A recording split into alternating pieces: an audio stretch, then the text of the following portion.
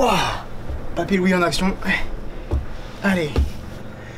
Salut les gars, nouvelle vidéo.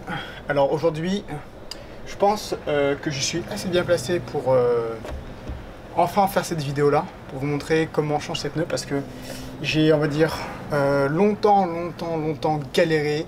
Une fois, c'était même mis à 3 avec mes potes à clipser les pneus avec leur chambre à air, enfin bref.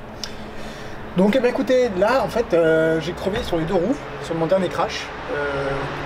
Donc ouais, sur mon crash sur l'Inobizé, alors ça sonne pas trop mal, hein, c'est pas trop mal. J'arrive à marcher donc nickel, mais j'ai crevé sur les deux roues. Est-ce que j'atterris à plat et du coup j'ai crevé, je sais pas. Mais bref, du coup il tente de changer de chambre à air, donc on va passer sur des anciennes, soit des Decathlon, soit des Hutchinson. Je sais pas trop. Là je change du coup de chambre à air, parce qu'il faut que je roule évidemment quand je serai encore, quand je serai en état de rouler. Mais surtout que je pense bientôt passer finalement en tubeless, parce que changer les chambres à air c'est juste relou as fuck. Donc voilà. Donc écoutez, en fait je vais vous montrer comment on fait pour changer un pneu, non, une chambre à air de manière simple, parce que souvent c'était galère, vous savez, on pète les démonte-pneus, bref.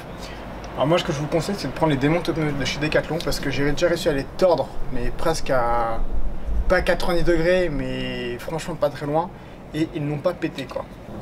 Bon, la dernière fois que j'ai appliqué la technique que m'avait conseillé Ratfoufou, donc Alexis quoi, de prénom, j'ai honnêtement mis 30 secondes, même pas. Moi j'ai mis moins de 20 secondes à remettre le pneu en entier. Donc on va voir si j'y arrive à nouveau. Bon, il n'y a plus d'air dans la chambre à air, hein. C'est clair et net. Donc l'idée en fait c'est venir bien déclipser le pneu qui se sera mis en fait, enfin les tringles, bien déclipser les tringles. J'ai pas forcément le vocabulaire technique, hein. Donc désolé, merci de ne pas m'en vouloir. Hop, on fait pareil de l'autre côté.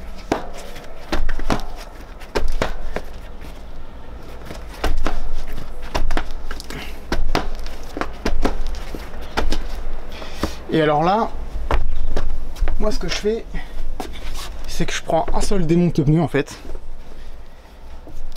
Je viens pousser le pneu. Alors l'idée c'est de venir à fond pousser le pneu comme ça.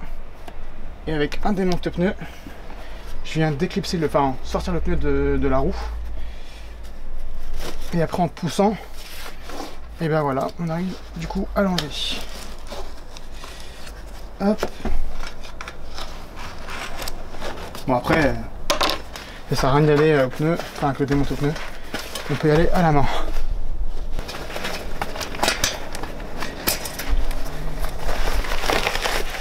Alors oui, je précise que c'était des chambres à air Tubolito, d'où la couleur.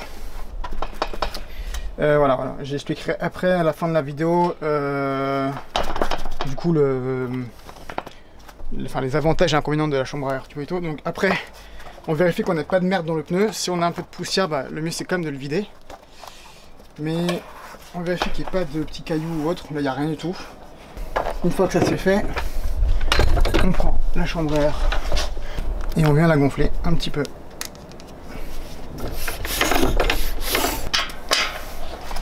Hop. Ensuite, une fois qu'on a fait ça, alors l'idée c'est de finir par la valve. Si je dis pas de bêtises, je vais me mettre à l'opposé de la valve et je vais venir commencer à clipser le pneu.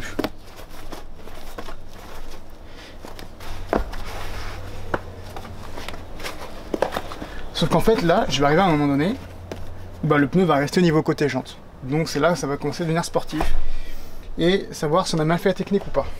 Ce qu'il faut bien faire en fait, c'est votre pneu, c'est bien le mettre au milieu en fait. Donc c'est à dire que là vous faites ça en fait pour vraiment le mettre au centre de la roue. Tac. Bon là ok c'est normal parce qu'il est déclipsé. Mais c'est vraiment l'autre côté. Tout déclipser le pneu pour qu'il n'y ait aucune tringle clipsée en fait. Je sais pas, comme je vous l'ai déjà dit, j'ai pas le vocabulaire technique. Donc vraiment bien au centre. Donc en fait l'idée c'est qu'une fois que vous avez appliqué ça, que le pneu est bien mis vraiment au centre de la roue, moi je prends la roue de cette manière là en fait. Donc, je vais la coincer sur mes jambes Et en fait, je viens tirer au maximum le pneu au centre.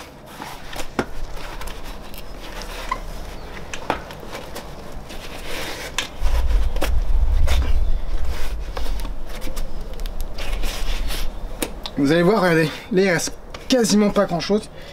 Je pourrais même le faire sans démonter le pneu. Et voilà. Juste avec les mains. Pas réussi à bien zoomer. Donc je vais le ressortir pour bien vous montrer. Bon, je ressors tout pour bien vous montrer quand même. Donc là voilà, on va finir par la valve. Donc je remets mon pneu comme il faut. Tac. Tac. Donc moi je vous ai dit, hop. Bon, je mets du mur. Hein. Là c'est bon. Là c'est bon.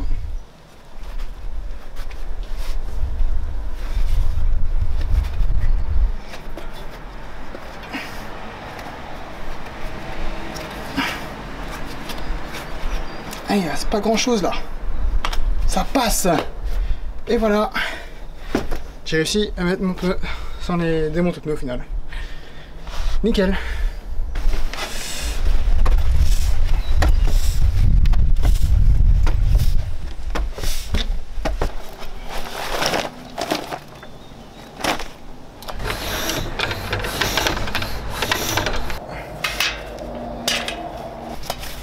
C'est reparti. Hop.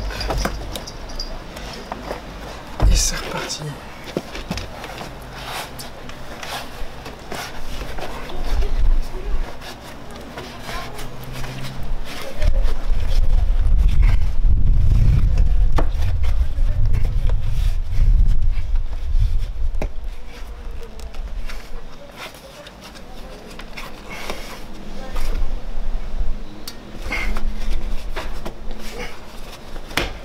Boum!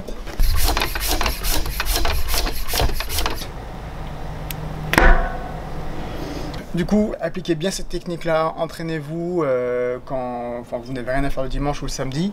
Par exemple, si jamais il pleut ou autre, au moins vous saurez rôder le jour où vous allez crever sur une piste. Parce que le jour où vous allez crever, forcément, vous ne serez pas content et vous aurez un peu le somme de changer de chambre à air. Ça va vous prendre 15 minutes, alors qu'en fait, ça peut prendre à tout péter 3 minutes si vous en sortez bien. Donc vous avez vu, là ça m'a pris que quelques secondes. Donc si moi ça m'a pris quelques secondes, vous pouvez le faire, honnêtement. Parce que je suis pas non plus le plus grand des monteurs de pneus. Bref, donc voilà concernant ça, entraînez-vous, moi je vous conseille. Moi j'ai démonté, avec Tubolito je me suis amusé un peu à pas mal les démonter et les remettre. Donc voilà. Pour vous faire un petit retour bref sur Tubolito, en fait il m'a défilé des chambres à air, les normales, celles qui coûtent une trentaine d'euros, et les beaucoup plus fines, celle-ci, à une quarantaine d'euros si je ne me trompe pas, à vérifier les prix sur le site internet. La seule différence, c'est que celle-ci était beaucoup plus légère. En fait, ils disent que les chambres à air sont 2 fois plus solides et 3 fois plus légères. 3 fois plus légères, oui, ça a été prouvé. 2 fois plus solides, en fait, cela va dépendre de votre discipline. Moi, en DH, donc ce que je vais rechercher, ça va être énormément le pincement. Des chambres à air contre le pincement. Or, ce n'est pas le cas du Tubolito. Ils le disent bien, en fait, sur le petit packaging en fait, qu'on reçoit. Cette chambre à air est solide au pincement, comme une chambre à air normale. Donc au final, niveau pincement, moi c'est ce que je recherche. Donc la seule solution pour pallier au pincement, c'est de passer en tubeless. Voilà, voilà. Au moins j'aurais essayé. Mais du coup, pour ceux qui recherchent du coup la légèreté, honnêtement, je pense que ce produit-là sera beaucoup mieux pour ceux qui font de la route ou même du cross-country, parce que le cross-country, c'est des petits sentiers, etc. Après, j'en fais pas du cross-country façon extrême, donc je ne connais pas les types de sentiers que vous allez prendre. Mais moi, je pense que Tubolito sera préférable si vous faites de la route et du cross-country. All mountain et enduro, c'est encore trop engagé, on va dire. Putain, il y a un avion là, ça fait chier, je sais pas si on va rendre avec le micro. Et sauf que je pense que pour plus tard, je passerai en tubeless définitivement sur le DH. On verra à partir du moment où je changerai mes pneus pour passer du coup en tubeless. Bon allez Valou, écoutez, j'espère que la vidéo franchement vous aura plu. Et puis bah n'hésite pas à lâcher un petit like, un petit commentaire du coup. Et bah franchement je te mets au défi d'essayer de battre mon record là actuellement. Donc à voir ce que tu peux faire de mieux. Allez, je vous laisse. Moi je vais aller dîner, me reposer parce que j'ai encore mal à la jambe. Et voilà, voilà. Allez, ciao ciao les gars.